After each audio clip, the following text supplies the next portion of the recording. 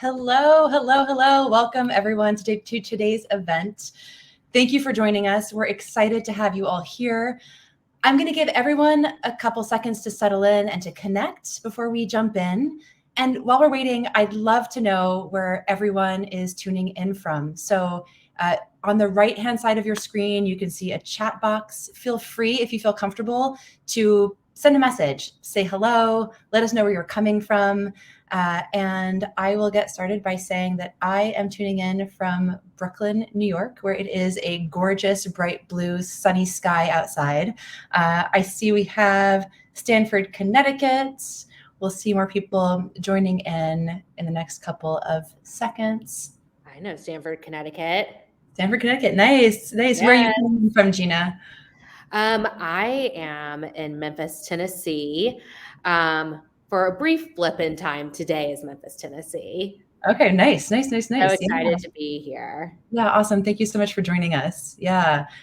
Tulsa, Oklahoma, a bunch of different places. So thank you again for coming, for joining us today. Before we get started, I'm going to briefly introduce myself and then go through a couple of housekeeping things. My name is Eloïse Eonnet. I am the director of Coach Connect here at the Muse. I'm also the founder of Eloquence Coaching. So my focus in my career really is thinking every day, all the time about career transitions, moving people successfully from one stage in their career to the next. So I'm particularly excited about our conversation today. Two things before we jump in. The session will be recorded and it's going to be shared via email to everyone who registered for the event today. So you can look out for that by email after today's event. And then also during the discussion, we would love to hear from you and see what questions you have, what comments you have, the thoughts that come to mind as we're talking. So please use the chat on the right-hand side of your screen to put those in there. We're going to take a look at them as they come in. We'll try to answer the questions that we can during today's event. And if we can't get to everything, we'll take a look at those questions after and see if we can get back to you on those as well. So let's kick it off. Today's event is looking at how we can successfully transition talent into and out of organizations. And I'm really thrilled to be joined by you, Gina Sorrels, VP of Talent Acquisition at Bounteous. Welcome. Thank you. Thank you so much. Hi, everyone. I am thrilled to be here. As Eloise shared, I am the Vice President of Talent Acquisition for Bounteous, a growing digital agency. It was originally based in Chicago and it's now global. I've been with the company for almost 8 years, actually, this month. It's pretty unbelievable to see the amount of growth that has taken place since my joining as the first and only recruiter. It was roughly 150 people, whereas today it's closer to 2,000.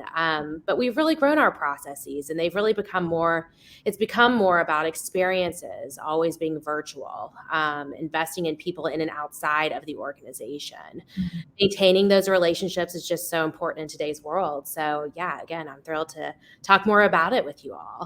Yeah, thank you so much. And I'm particularly interested as well because we've heard so much from our partners about how onboarding and then the letting go of talent in the past few years has shifted so much. It's like the playbook is different, sometimes in big ways, sometimes in subtle ways that make a big difference. So doing so successfully really requires perhaps a new approach and at least particular attention. And these are questions that, as you just said, you ask yourself every single day. And so, also in our conversations that we've had leading up to today, I've really admired how you think about these things. So to really kind of take a big step back, to kick us off, and my questions for you really is, when you're thinking about kind of very high level acquiring talent that you want at Bounteous, mm-hmm. What are the things that you prioritize? What are your top priorities?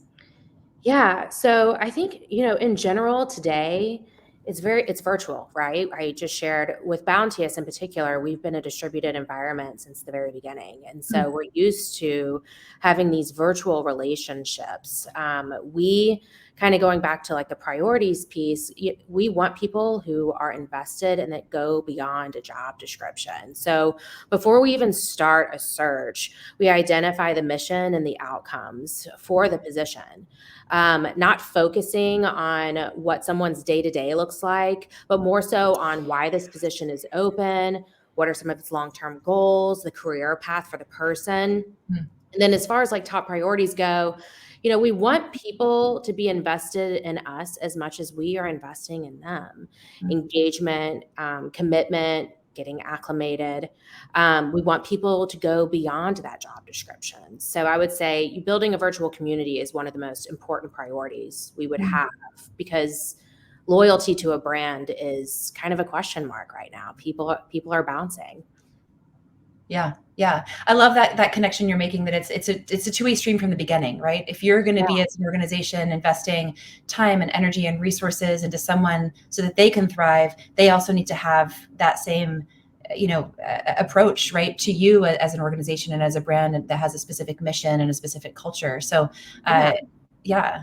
And it builds a healthy environment for everyone else. It creates relationships. It creates, they're investing their day. A lot of people are at a home life stage right now. They want to stay at home. Some are being asked to go back into the office. And for the companies like ours who are still very much virtual, it's so incredibly important to jump right in. And it's hard for anyone who is like getting into a new career to be able to like get to know the company in these very isolated exchanges, maybe with HR and the onboarding process and so forth. So we really look for people who are excited to be a part of something, be a part of a community.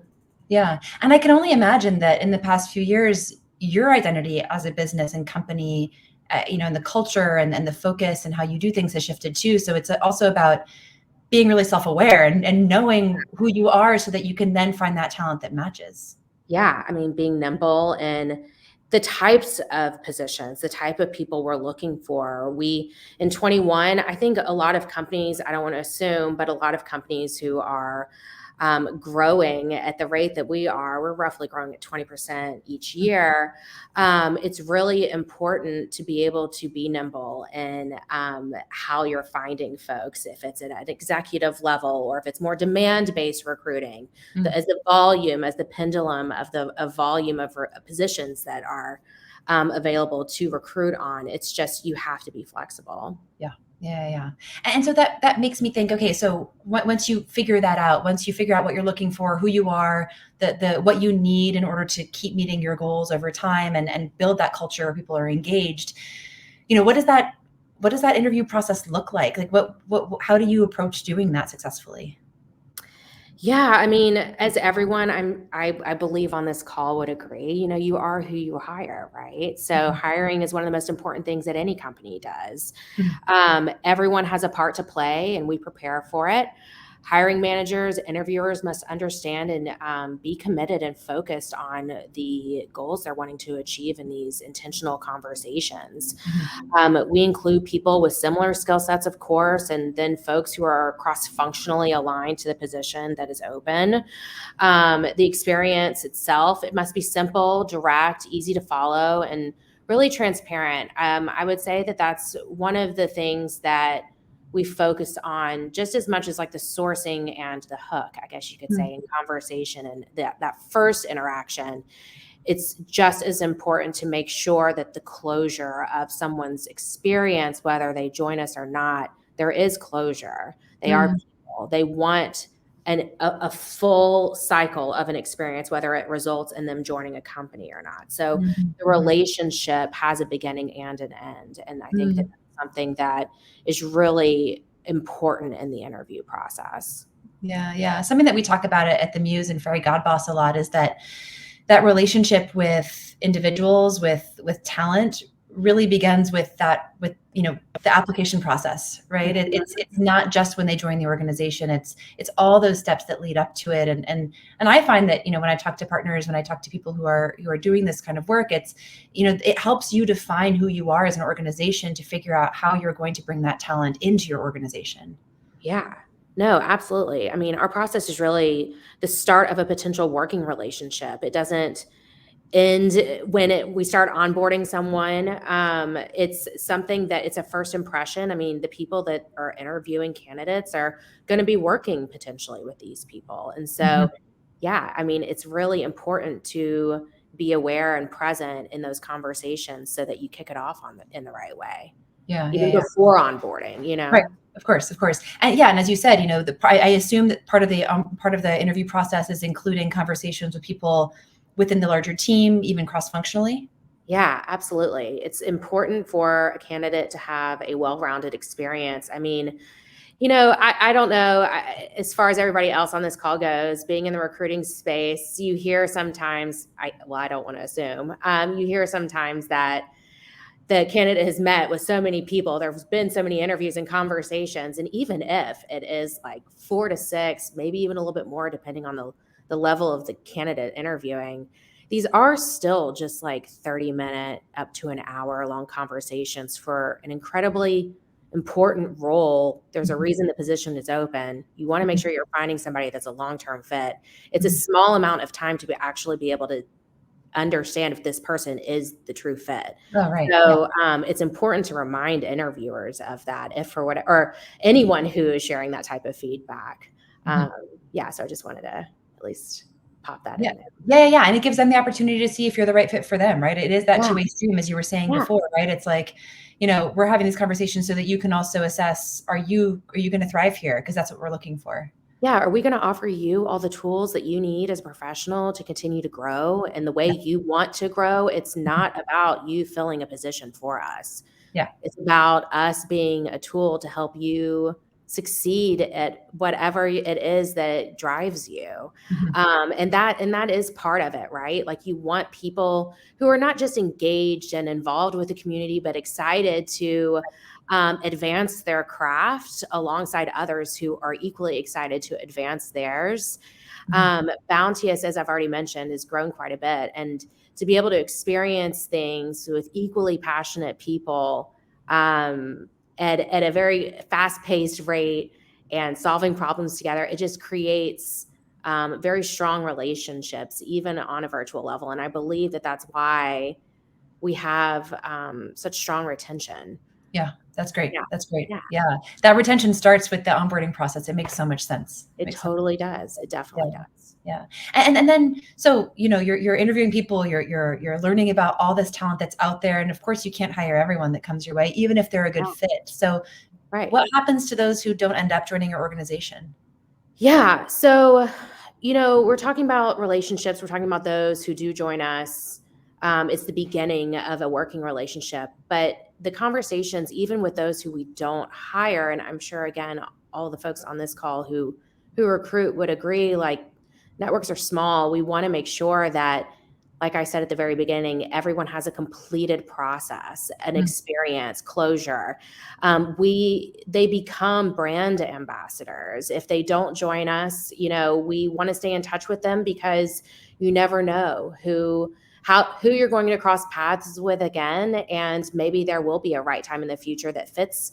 There's a role that fits exactly what they're looking to do. So I would say, for those people that we don't necessarily move forward with in the moment, opportunities change, new positions are created. You stay in touch with the network, especially because it's so virtual, and there's so many review platforms, and you want to make sure that, you care about people, right? It's the same, just because they're not in the organization, you still care about people. That's why you're in this role. So it's important to stay in touch with them. Yeah. Nice. I love that. And so, when you've made those decisions to bring people on, I guess, how do you think about success once they're onboarded, and which I guess reflects on the success of the hiring process too, right? So the impact that you see 3 months in or 6 months in, how do you look at that? Yeah. So, even 6 months in, they're still very much new to the organization. It really depending on the role. But as I had mentioned at the very beginning, when we identify a need in the company and we need to hire for it, there's a mission to the position, and there are outcomes that are aligned to that position. Everything else that you're interviewing for, whether it's requirements or preferred qualifications, those are like behavioral competencies that ultimately help you get to an outcome. So going back to this, in terms of like kind of a pulse check, 3 months in, 6 months in, ideally you're leaning on those outcomes and that mission of why the position became available. It's kind of like a framework in building out the goals for the person that's fulfilling that need. It's a framework for conversation with the hiring manager, monitoring and observing how they're getting acclimated to the company at those certain check marks. If done right, if those job descriptions are built out right, it really is something that can be carried with that professional as they advance in their career.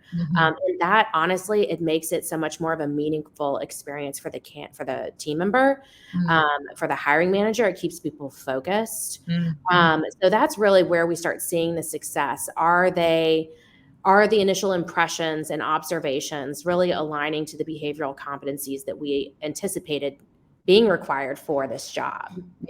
Yeah. Nice. And what I'm hearing, which I really love, is that it's, I think it can be so easy to hire someone, focus 100% on that. The team is galvanized, behind it. Like that person arrives, and then very quickly we get very busy, and life continues as it was before that person was hired. And what I'm hearing you say is that you're really leaning on the team leads to keep that responsibility theirs as well, to check in with that person and make sure there's alignment, make sure they have the things that they need in order to truly become that team member in the long term. Yeah, absolutely.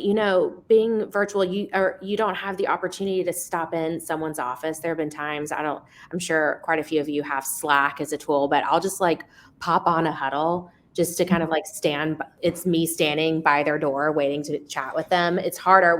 My point is there are these isolated interactions, even more so as a new team member.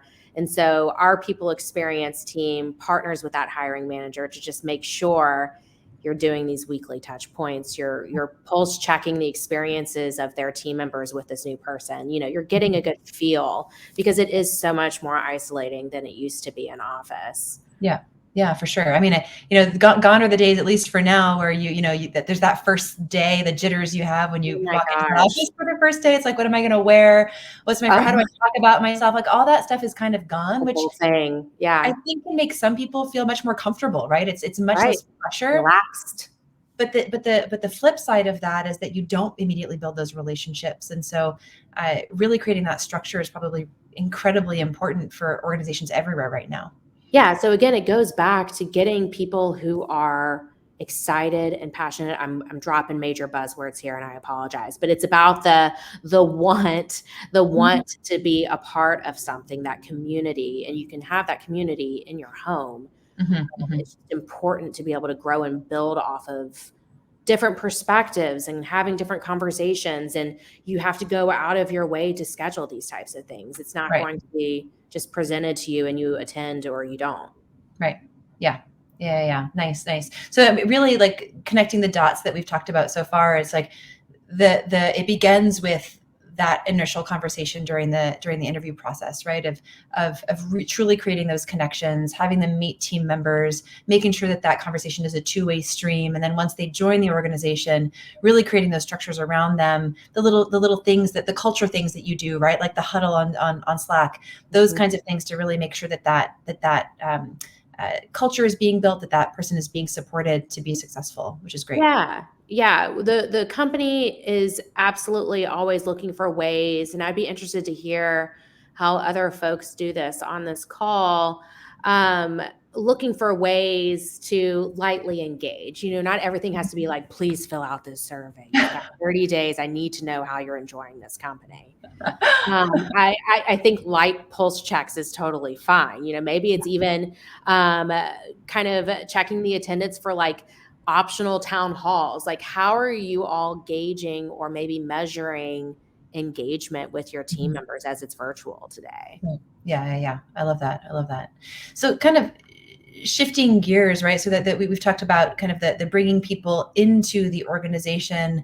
A huge focus also is transitioning people out, and that can happen in so many different ways. And generally speaking, they're hard, right? Transitions are hard like that, and harder going, losing someone from the company, having someone leave than having someone join, generally speaking, or it's different growing pains. What have you learned over the past year or two managing these departures in the world that we're in right now? Yeah, I mean, even if I don't see these people every single day, you're connected with them. It's not an easy process for anyone. People say it's not personal, it's business, but it is personal. Oh You yeah. know, yeah. Yeah, incredibly personal. And, you know, as you were saying before, it's like you're asking these people to come in and join an organization and get behind the mission, and then having them leave creates a gap for the people remaining. Mhm. It's very much, it can be an emotional thing, right? There's a lot of emotional experiences around it. Like I talk to job seekers who've left an organization and felt a sense of true loss or of shame, even of being the person that has to leave, for example. So we manage them as employees, and we have all this responsibility to hold them up and to give them that support. I also feel like we should make sure that we manage them as they leave, regardless of the circumstances. Yeah, no, I completely agree. I think it's a really hard thing for anyone to digest in the moment that it's happening, if they are getting laid off or if they decide to leave involuntarily. And kind of going back to what we ask from them before they join us, we ask them to be their authentic selves. We treat them as a human, not a cog in a wheel, right? Or a machine. We want people to be engaged and get to know others, and like I said, work together to accomplish amazing things. So that in of itself is going to create true connections, relationships. And so when that does happen, to your point, it impacts the teams. And you as the recruiter, if you are involved in that process of that transition, you want to help them however you can. You want to support however you can. Yeah. And I would say, one of the most important things, it is one of the most important things in an employee's life cycle at any organization. There's onboarding, growing, promotion, and so forth. And then there's a potential end, right? And you want to make sure that that experience is as sensitive and supportive as it was when they were joining the organization. Right. Yeah. And how have you supported these departing workers in the past year or two? Yeah, I mean, it depends on the reason for the departure, right? We have offerings to support a transition out of Bounteous. We've got tools to really help those who are looking for their next stage.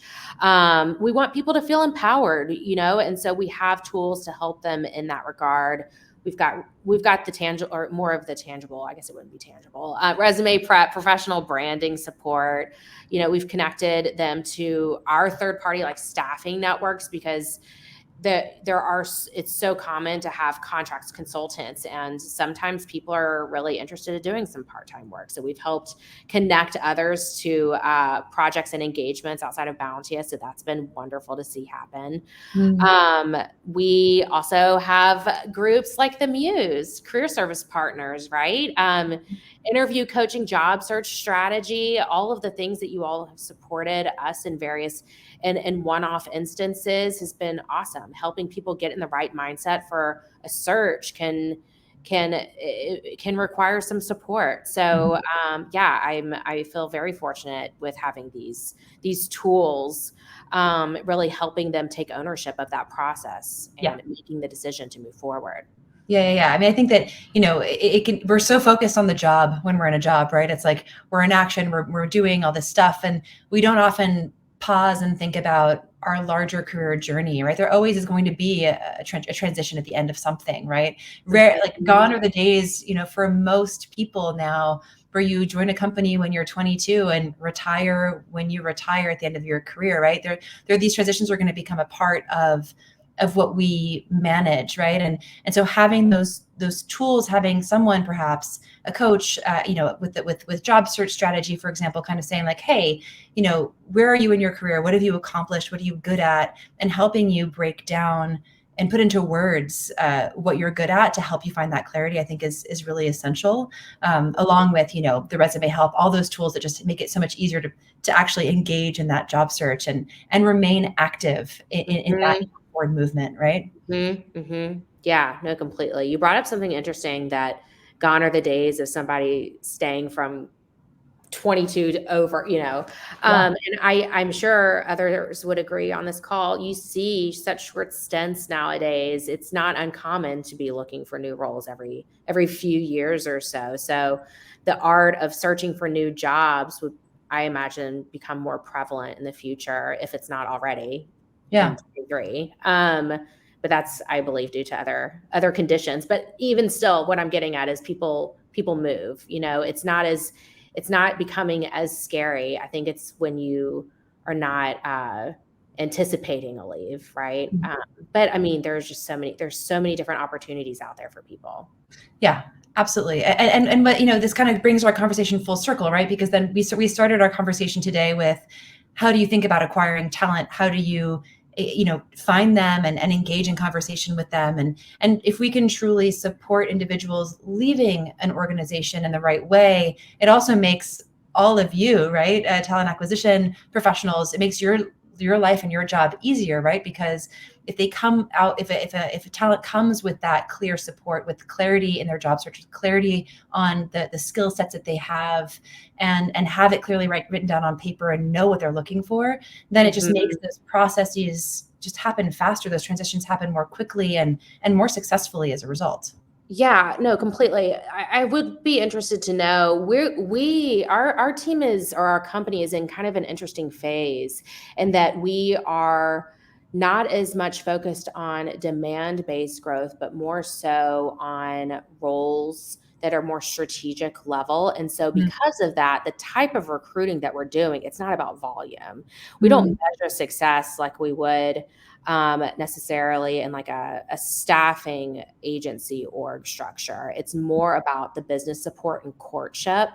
I would be interested to know like how other companies are kind of measuring that success for like in-house recruiting teams. Because it really, the structure and how we're presenting ourselves to the market is about networking and relationships, and talking to the next 5 people you would recommend to us speak with next, whether they're aligned to a potential skill set or not, and just really growing communication, growing connections out versus sending a bunch of emails and mails via LinkedIn and seeing if you get a hit. It kind of ties back to the relationship component of once someone enters the process. But I was just kind of curious how anyone else's teams have kind of transitioned or repositioned themselves as recruiters in the market. Yeah, and anyone who's listening in, if you have some thoughts, pop those in the chat. It'd be great to hear from you.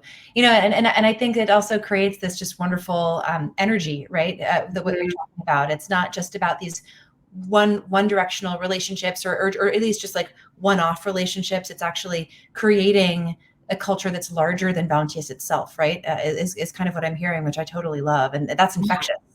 Yeah, absolutely. Yeah. Nice.